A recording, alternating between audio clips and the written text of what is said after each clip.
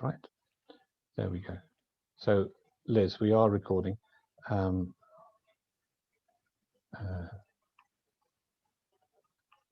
Lovely. Okay, I can see you now. Right, welcome everyone to Wychwood TV, and tonight we're interviewing Liz Leffman. Apologies to those of you who've been trying to see what on earth is going on. Facebook has excelled itself. Mark Zuckerberg, if you could give me a call, that would be really helpful, because I fail to understand how I can broadcast to my personal page, but not to the Wychwood TV group, even though I'm all powerful on both. So, Mark Zuckerberg, please, please, please, could you make it a bit easier for me? Anyway, so instead, what we're doing is broadcasting via my personal Facebook page into the Wychwood TV Facebook group. Thank you to Jenny Emerson, who's just helped her competitors, or not competitors, we're all on the same side, to tell us we're live online.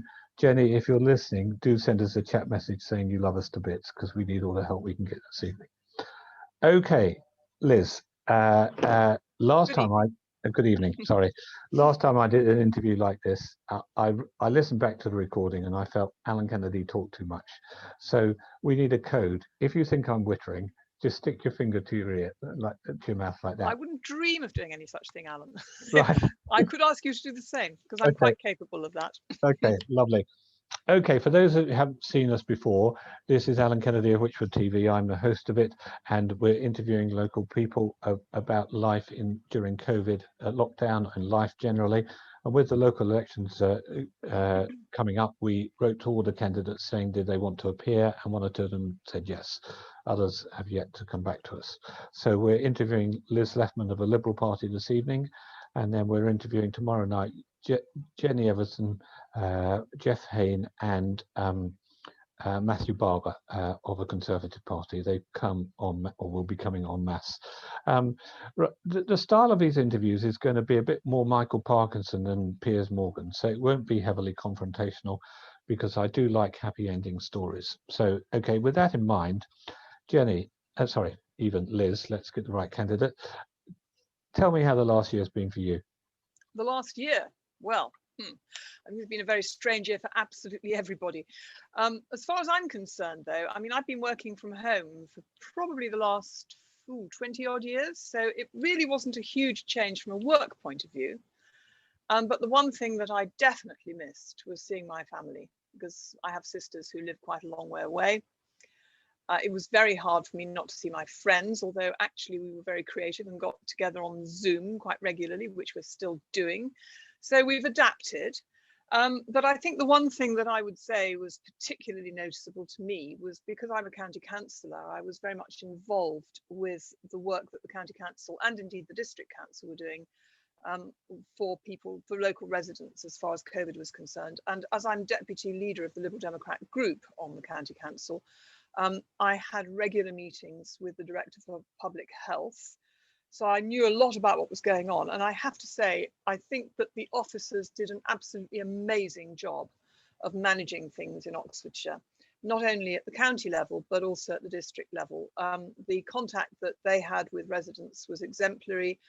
Councillors were very much involved in talking to residents, making sure that people who were shielding were safe and looked after. So it was a very it was an amazing time in lots of ways, but I was particularly struck by the fact that the county, the district, and indeed all our amazing volunteers all pulled together to make life so much easier for residents, because I know for some people it has been a really difficult time. Glad that it's all over, or at any rate, almost all over. Glad that everybody's having their vaccinations. And like I'm sure everybody else, I'm really looking forward to getting together with friends over the summer and perhaps going to some festivals and theatrical performances and things like that. So there's a lot to look forward to. That sounds really brilliant.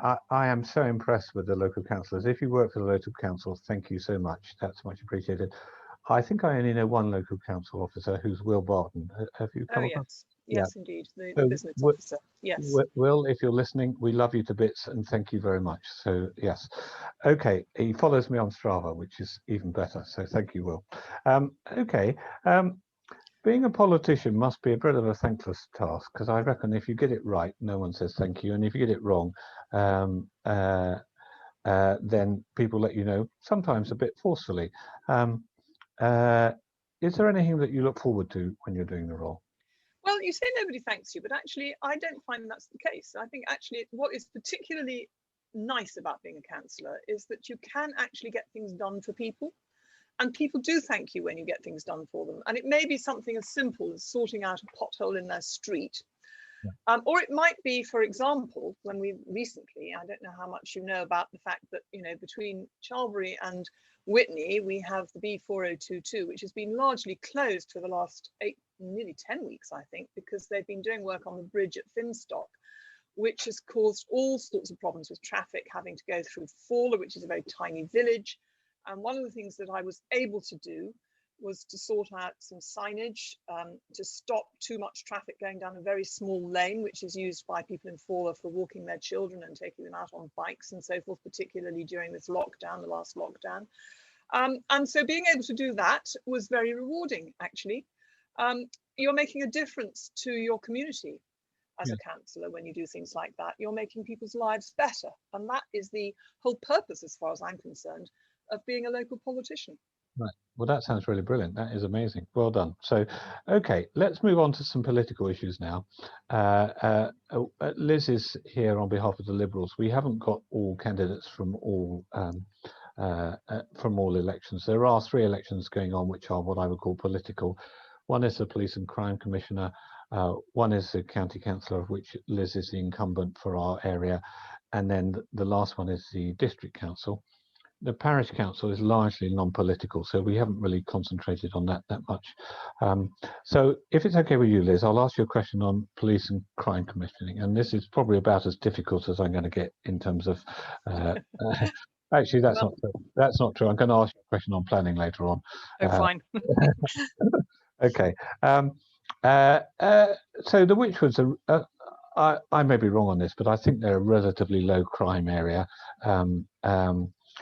Okay, if you're a burglar, please don't come here. But if you're not, we are a relatively low crime area. In part because the community adopts zero tolerance towards crime. But we do pick up concerns on the Wychwood Post about dog stealing, about thefts from vehicles. We had a whole lot of vehicle thefts a while back, and about what we would classify as the Nottingham knockers. Okay, and we get the impression that the police just don't have the resources to deal with that sort of low-level crime. Not that it's low level if it's happened to you. I've had a neighbour who had a lot of tools stolen. Can you reassure us, Liz? As I said, I wish I could, Alan. I really wish I could. But the truth is that actually we've seen huge cuts to the numbers of police officers over the last few years. And although in a meeting with the chief constable a few months ago, he came to the scrutiny committee at the county council to talk about policing, and they're talking about increasing numbers, it won't get us anywhere close to the numbers that we had, say, 10 or 15 years ago. As a result of which, what we've got in this area are very few police. And in fact, we haven't even got proper police stations anymore. And they're now talking about closing the Witney police station, the desk at the Witney police station. So if you want to report a crime, you can no longer go to a police station. We don't have a police station in Chipping Norton anymore. We used to have a police desk in Charlbury. That doesn't exist anymore. Frankly, we just don't have the police. And one of the things, you've mentioned a number of things. You've mentioned dog thefts, vehicle thefts. One of the other things that people are very concerned about, which is a police matter, is the speed of traffic through our area. And there is nobody doing anything about controlling that. People can drive through our villages at 50 miles an hour and nobody notices because the speed watch people are doing a fantastic job, but only the police can actually prosecute people for breaking the law on speed limits. So I think we need a complete reform of the police service, quite frankly. And what we're saying is we need a police service, not a police force. We need people, we need police who are responsive because they have the time to be responsive.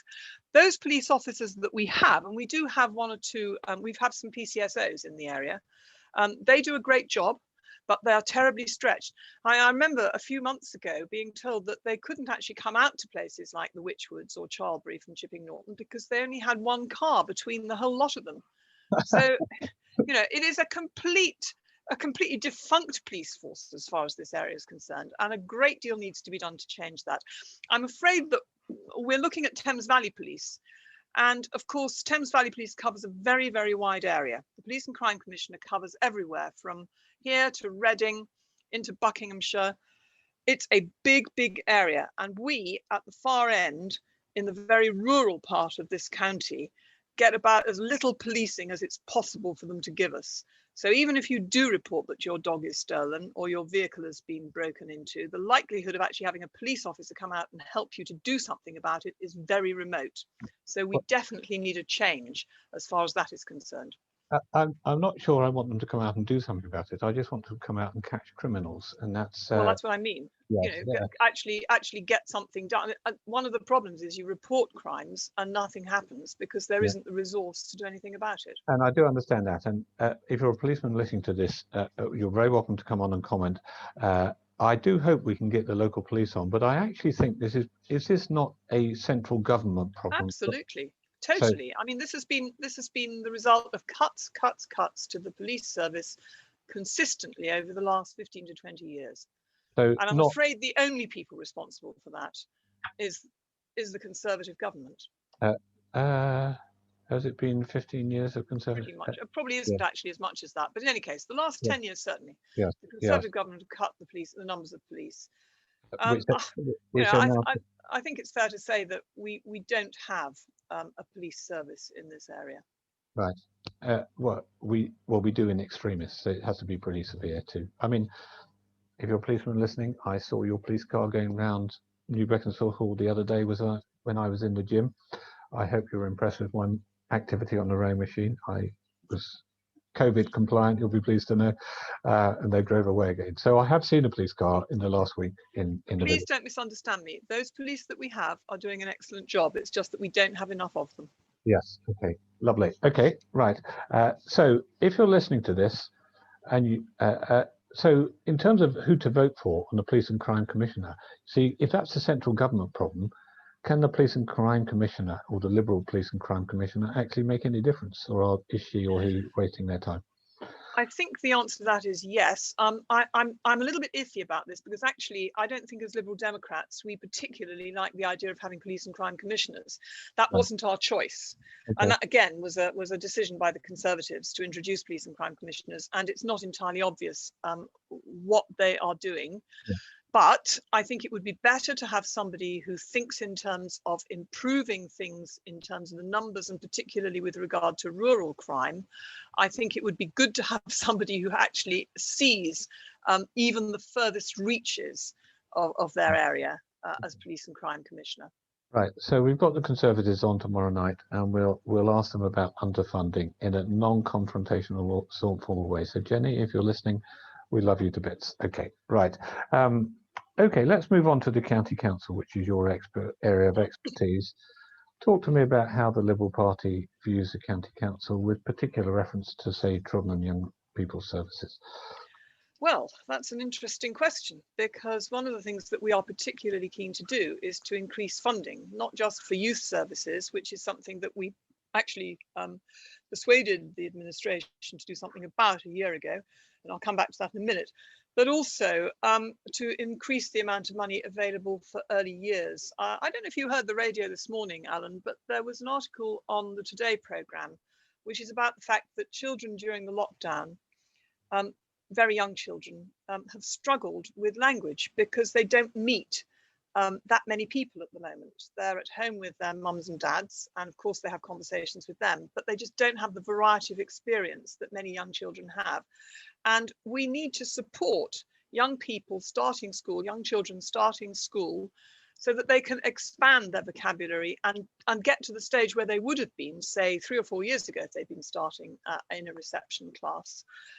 The early years service at the County Council is designed for precisely that, and we have some excellent officers running that.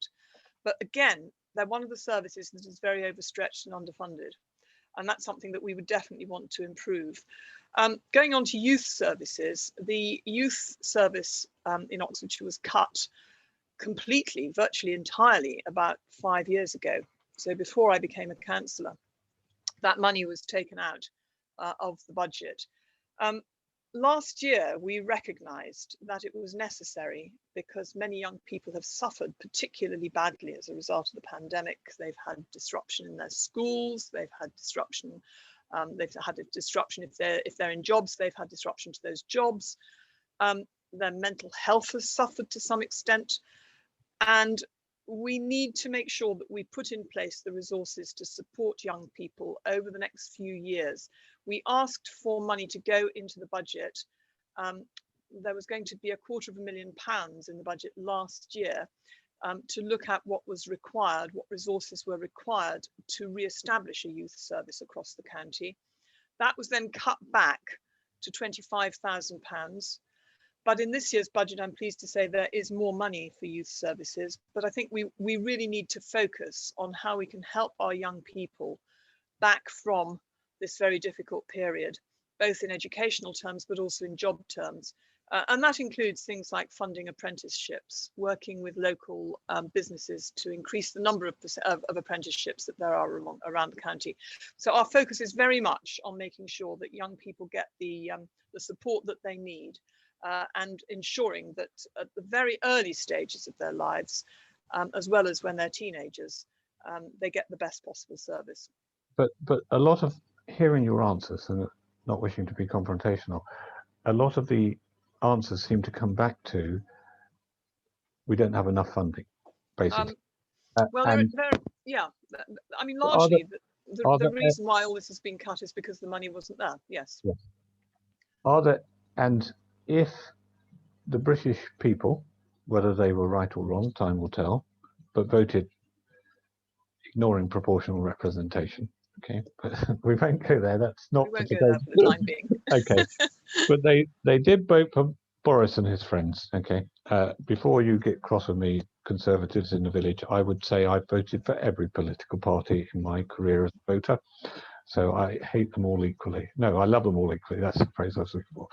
So the money's been given to us. How would you reassess the priorities actually in the county council? If you're going to put money into youth, you've been given a given pot of money, would you take money away from something else? Well, the answer to that is we do actually, we can actually put up council tax. And I know that's not a very popular thing to talk about. And I know people like to think that low taxes are a good thing. But actually, if low taxes mean poor services, I'm not necessarily of the opinion that that's the right way to go about things. Yeah. I mean, to give you an example of how we could have done better this year in this year's budget, we were allowed by government to put council tax up by 5%, by an additional 5% this year. So that we could fund adult social care. Yeah. And the Conservative administration decided they didn't want to do that. And that meant that there's an £8 million gap in the budget. We could have put that up. It would have cost every household roughly £5. Right. We could have put that up. We could have done that, but they chose not to. So I think we have to balance. We have to find a balance between, on the one hand, saying that we want low taxes. Of course, everybody wants low taxes, ideally. But at the same time, everybody wants well-funded services, and you can't have both. So you have to choose. And what people have chosen up to now is to have low council tax.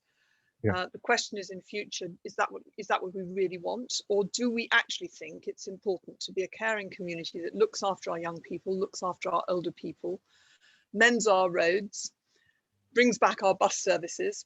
Yeah. Are these the things that we want? Those are the choices that we have, actually. Yeah. In reality, cuts to bus services, or spending a little bit more to make sure that bus services survive. I mean, one of the things I would say is that in the Wychwoods, the Wychwood bus was cut. Again, it was about 5 years ago when there were huge swathes of money coming out of the county council budget. There was no bus in the Wychwoods for a number of years. When I became county councillor 4 years ago, one of my commitments was to get a bus back in the Wychwoods. Yeah. And we've succeeded at doing that. And we've done that in a very creative way by working with West Oxfordshire Community Transport, who run bus services in Witney. And they were willing to put a bus service on in the Wychwoods. And that's made a huge difference to a lot of people who can use a bus service on a regular basis. And I very much hope that after the pandemic is over, we can fund that bus service so that it continues to run. So if I was to put you on the spot a little bit, would you like to see council tax increased? I think there's a point at which we have to say council tax needs to increase. And it's all very well saying that we want to be a low council tax area. And I'm sure you will be told by the Conservatives tomorrow that one of the great things about West Oxford District Council is it has one of the lowest council taxes in the country. But if services suffer as a result, that is not the way forward for a lot of people. And as we have an aging population, we have to think about how we're going to look after those people. So, and there is a saying that the Chinese have, which is that, you know, you can, I think it's not just the Chinese actually, but you can judge a society on how they treat their most vulnerable citizens. I think if we're not prepared to look after our most vulnerable citizens, that doesn't say very much for us, I think. Yes. Okay. So the answer to my question, okay, in those famous political words, it was a simple question.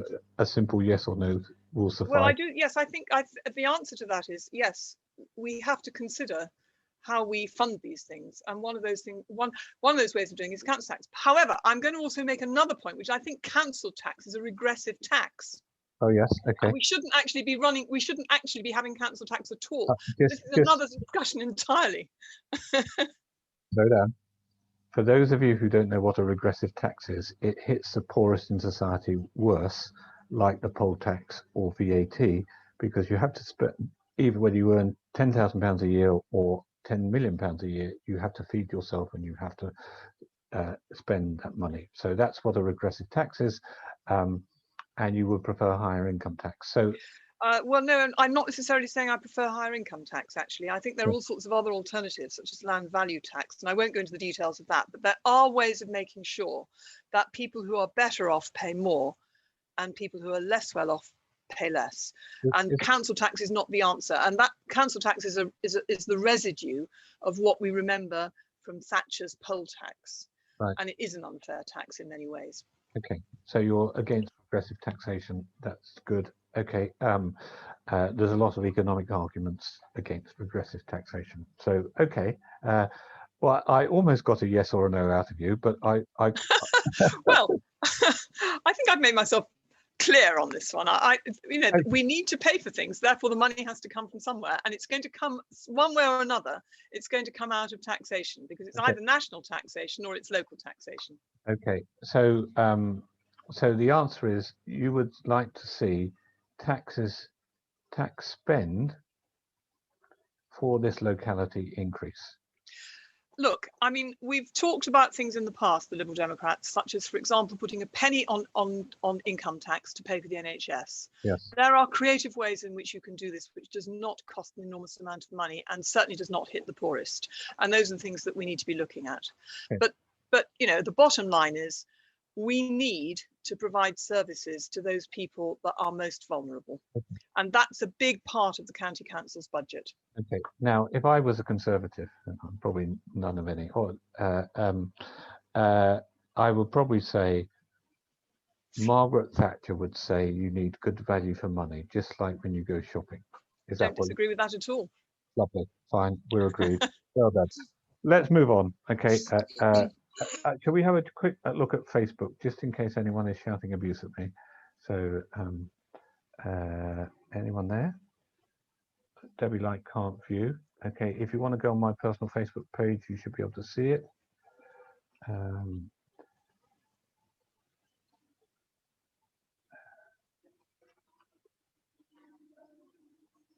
Right. No, people aren't seeing it for whatever reason.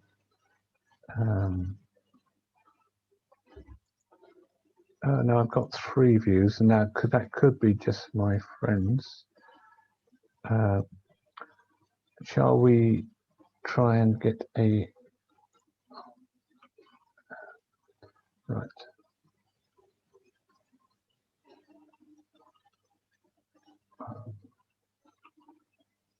Let's try and come on to Wychwood TV home, and so I don't think you're going live, but you will be on YouTube.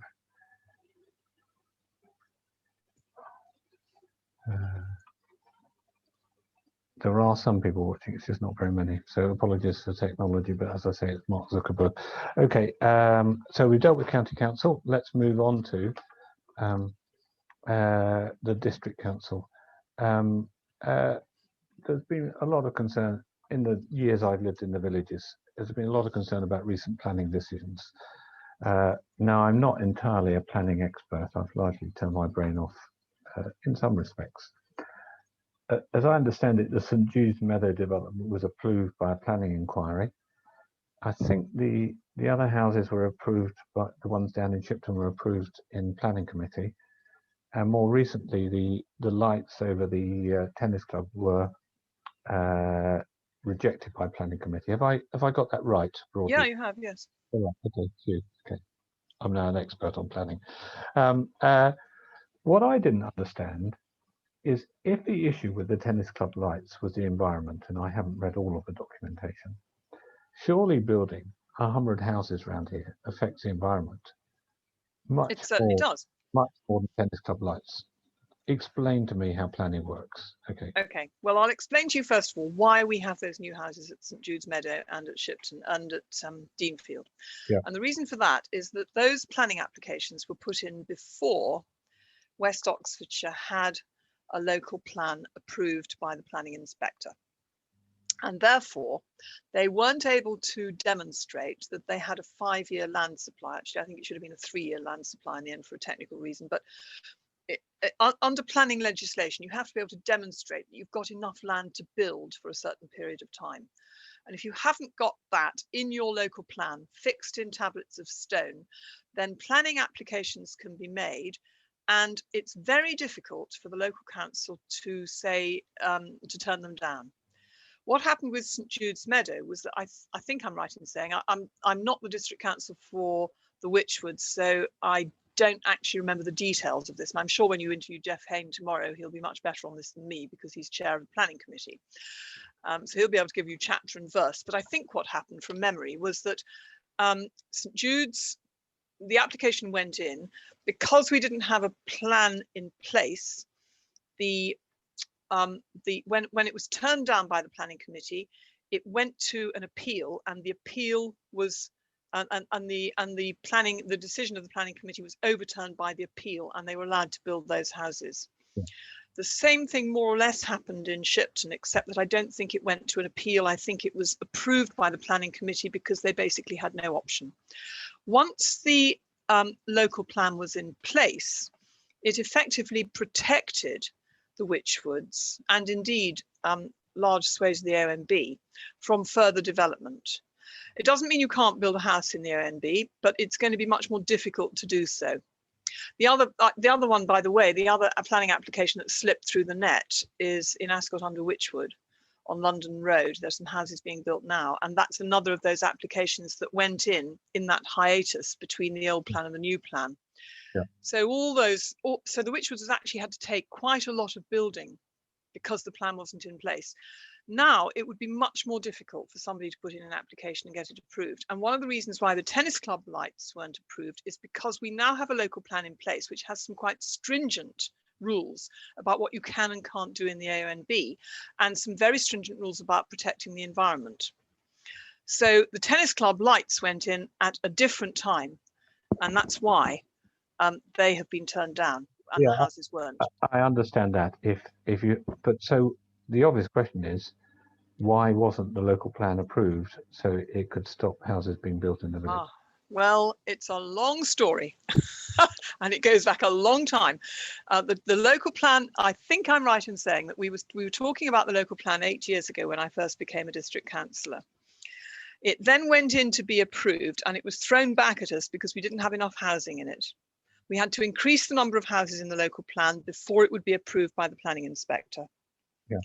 So there's been a bit of a battle between West Oxfordshire and the planning authority, the planning inspector, I guess the Ministry for Housing and Local Communities, over how many houses should be built in West Oxfordshire. One of the things we've had to contend with is that we've had to take an overspit, if you like, of housing from Oxford City, because Oxford City has got relatively little space to build.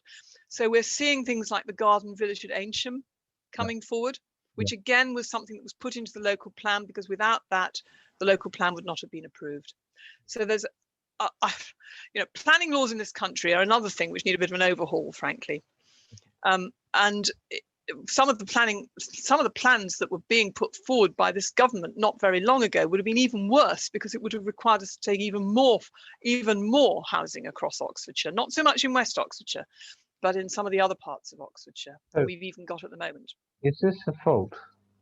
Not that one wants to apportion blame, but surely the councillors could never hope to understand the complexities of planning legislation because they're not paid enough to do so. Well, of course. Planning. Sorry, district council planners do understand the legislation very well. I But think my point is, fine. surely this is the district council planning officer. It's a bit like, who's responsible for drawing up a local plan? I would say it's not Jeff Hayne, it's his staff. Oh, sure. Yes, absolutely. So how did we allow a situation where our local plan was not cast into tablets of stone, so we had more control over where? We did have a local plan in place, but it expired, and I can't remember exactly when it expired. And it expired, but the problem was it took a very long time to get the plan approved by the planning inspectorate. Yeah. And there was a gap between the two as a result. Okay. So, and it wasn't the fault of officers, I can promise you that. They were working on this for years. They've been working on this. Right, that's very good. I used to play squash with a planning officer who was responsible for the Section 106 claim related to Sainsbury's and Tesco's and the like in going back 20 years or so, which went to the High Court, I think, or to John Prescott. And you mentioned Section 106 and they quiver. So Chris, if you're listening. There are lots of complicated issues around planning. Okay. And I'm afraid it's often not very obvious to people why these things happen. Right. And it's not because people have made mistakes, it's just because of the way that the whole planning system works. Right. Well, you've been very both to council officers, but also to Mr. Hayne. So thank you very much for that. Okay. We need to move on a bit. I'm going to miss out a bit about parish councils for the moment that we talked about. We like consensus politics in the Wychwood Post. What do you like about your main competitor is the Tories? What do you like about them? Oh, well, that's a good question. Well, I like some of them personally. I actually rather like David Cameron, as a matter of fact. I got on rather well with him. I stood against him in 2005 and we had quite a good relationship. Yeah, I mean, I think they're on the whole, they're very nice people. I just don't happen to agree with their politics. Okay. Well, that's fair enough. Okay. So when you stood against David Cameron, were you dressed up in a chicken suit or a clown suit or something Certainly like that? Not. Okay, that was a joke, by the way. I took myself very seriously. Okay. One of the questions we asked the doctors, and we're just getting to the end now, is, or if we dealt with all the, let's deal with some of the questions we had coming in via text, which would, if you are listening to this, and I've no idea whether you are because of our technical issues, speed on the A361 coming down the hill, should it be 20 miles an hour? Are we talking about in Shipton here? Yeah. Well, interesting question. I don't think we can get 20 miles an hour on the A361 because it's a main road. But we have, I'm happy to say, over the last couple of years, reduced the speed from 40 to 30, right, which is a step in a really good step in the right direction, because around where the houses are between the Beaconsfield Hall and the station, you've got a row of houses. And when I became county councillor, one of the big problems for people along that strip was that the traffic was coming in at 40 miles an hour. So having reduced that to 30, I feel is it's a good step forward. I think there's lots of arguments for having 20 miles an hour in parts of the village that are off the main road. Yeah. But I think the main road would be almost impossible to reduce to 20. But, except you've got that in Burford, so could you do the same in Shipton? In Burford town, yes. I think yes, it's in the town. It's in the town centre there. I'm not sure it would be so easy to do on that bit of the 361 going through Shipton. Okay. But I'm not saying it's impossible, but I think it might be quite difficult to actually police that, because it's when you're going through the town, it's a different matter because you've got a lot of pedestrians around. It's not quite the same on the open road, as it were, which is what it is when it goes through Shipton. And would you put a speed camera up at the bottom of that hill? rather than Well, that is a matter for the police and not for the county council. We can put up, the parish can put up flashing signs to tell you that you're doing the wrong speed. Yeah. And indeed, that's what they've done in Shipton. Yeah. Which actually I think does have quite an effect. Certainly it does on me. I mean, I feel rather embarrassed if I'm doing slightly over 30. So yeah, I think it can help to put things like that up. Cameras, however, would be a matter for the police, because they would have to then do whatever they do to track down, you know, the people that contravene the speed limit. Right. Okay. Lovely. Last question. We asked the doctors what they were going to do at the end of COVID and all the stresses they've been under, and they said the surgery, they'd asked their staff, are going to have a massive group hug. How would you like to see the Wychwood celebrate the end of lockdown? Oh gosh. Well, I'd like to see, I just hope we can have things like the fairs in the summer, because I think the Milton and Shipton fairs are really good events, and it would be horrible to think that we can't have that for a second year. Right. So I hope people will be able to get together and do that. That would be brilliant. Oh, actually, while we're here, we've missed one question. It was on schooling, and Arnie, I didn't quite understand your question, but I get the impression it was related to homeschooling, and should the county council focus on running the schools and not try and interfere with parents? What's your view on homeschooling, Liz? Well, I think it's entirely fine for parents to homeschool their children if that's what they want to do. The only thing I would say, and I think having read this on the Wychwood Post, I think I'm right in saying, and I'm going to go back to it just for a minute because it's a very lengthy question. I think I'm right in saying that Amy's question is to do with the fact that the county council monitors what parents are doing when they're homeschooling their children. And I can understand why that might be rather irritating, because you've taken a decision not to send your children to a school. You've taken a decision to educate them at home. But there have been instances, I'm afraid, of some very dodgy homeschooling, not here, not in West Oxfordshire necessarily, but in certain parts of the county, where the children are not being properly educated and there is some question over their welfare. And I think it is extremely important that that is monitored.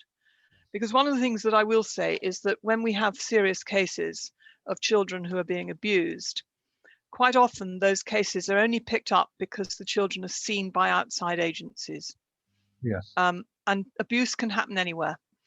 I'm not suggesting for one instant that Amy or anybody else listening to this, or anybody else who's homeschooling their children, are doing that, but there are instances of that happening, and it is really important that this is picked up before something terrible happens. Yeah, I think on the homeschooling front, I think the general research I hear, I mean, we looked at homeschooling our 4 children quite extensively, is that children who are homeschooled often do better than they would do in the school, because they get one-on-one parental attention. So if you are homeschooling, well done. Okay, it's very exhausting, but can be very rewarding. Well, I think a lot of people have had experience of homeschooling recently, and a lot of people would probably be quite happy to see their children go back to school. But yes, I mean, quite often if children are being bullied, or if they're not doing well at school for other reasons, homeschooling can often be the answer. Absolutely. Yes, but we do accept that these social services have a responsibility to make sure all children are cared for well, and if children are being homeschooled, are probably more likely to be looked at by social services than they are by education per se. So that would be my view. So there is a logic there, but if you are homeschooling, we don't want to stop you doing that if that's what's right for you. No, absolutely not. That's not the purpose of all of this. It's just to make sure that all children are safe. Okay, Liz, thank you so much. This interview will go up on the Wychwood Post, which has over 2,000 members. It will go up on YouTube as well, and the doctor's interview had about 400. Feel free to share it around the world so we can get more people to know about the good work that you politicians do. I don't think I could do it. I would get bored stiff, or I would consider it to be a thankless task. So thank you for your loyal public service over the years, and I wish you well in next week's elections. but then I'm going to wish a tour as well. So thank you very much. And anyone else who wants to turn up from a political party and talk about their election manifesto, they're very welcome to. Okay, so that goodbye from me. Well, thank you, and goodbye from me, and thanks to all of you who might watch this or have been watching, and thank you very much, Alan, for inviting me on, and well done on your initiative of setting up Wychwood TV. I just wish that Mark Zuckerberg could help me with the technology. So If only. okay. I hope he gets in touch soon. Yes, okay, lovely, thank you very much. Okay, I'm going to end the meeting now, so there we go. Thank you. Bye.